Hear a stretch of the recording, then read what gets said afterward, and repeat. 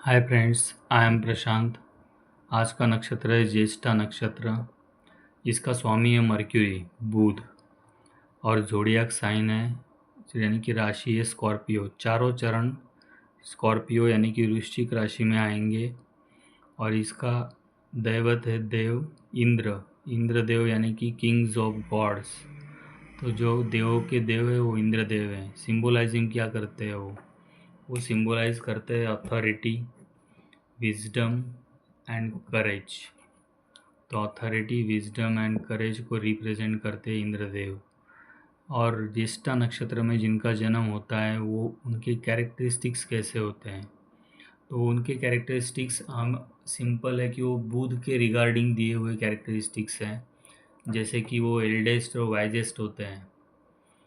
Wisest यानी कि बहुत होशियार होते हैं, लीडरशिप क्वालिटीज़ होती है, इंटेलिजेंस होते हैं, करेज और स्ट्रेंथ होती है। करेज भी होता है, स्ट्रेंथ भी होती है, ऑथोरिटी होती है। तो लीडरशिप, इंटेलिजेंस, करेज, स्ट्रेंथ, ऑथोरिटी, तो ये सब जो भी कैरेक्टरिस्टिक्स है ये ज्येष्ठा नक्षत्र में जिसका जन्म हुआ है उनकी कैरेक्टरिस्टिक्स है। मर्क्यूरी यानी कि जो बुध है वो क्या कर सकता है इस नक्षत्र में, वो दिया हुआ है। Mercury influences individuals intelligence, analytical skills, articulate communication, though sometimes leading to impulsive speech।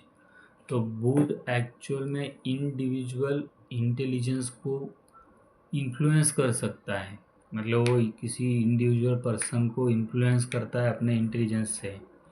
Analytical skills बहुत ज़्यादा होती है उसमें, वो एनालिटिकल स्किल्स को यूज़ करता है, एनालिटिकल स्किल्स को यूज़ करता है।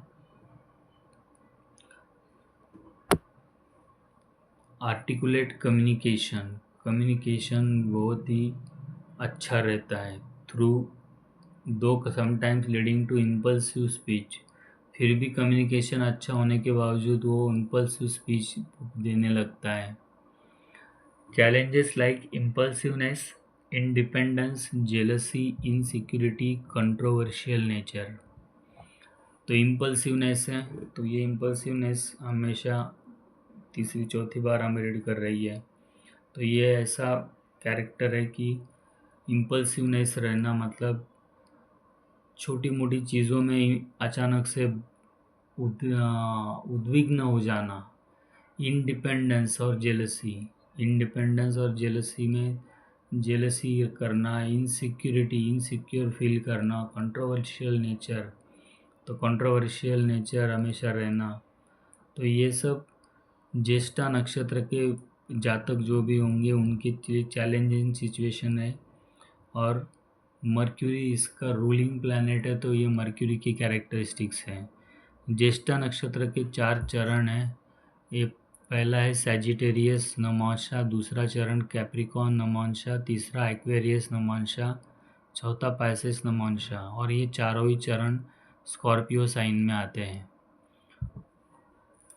ओके, तो लगभग हमारे 18 नक्षत्र हो चुके हैं, यानी कि 9 लिए थे हमने पहले, उसके बाद में अब ये 9 कंप्लीट हुए हैं। अब लास्ट के 9 बाकी है, मतलब टोटल 27 नक्षत्र हैं। तो मेरा एक ओपिनियन रहेगा कि कम से कम नक्षत्र और उनके नाम, उनके स्वामी, उनके ज़ोडिएक कौन से चरण में आ रहे हैं, कितने चरण कौन से राशि में आते हैं, ये सब पता होना चाहिए। ये मैं जो दे रहा हूँ ये आपके लिए इम्पोर्टेंट है कुंडली समझने के लिए, क्योंकि नवमांश कुंडली आपको नक्षत्र के बिना समझ में नहीं आएगी। नवमांश समझने के लिए नक्षत्र बहुत ज़रूरी है।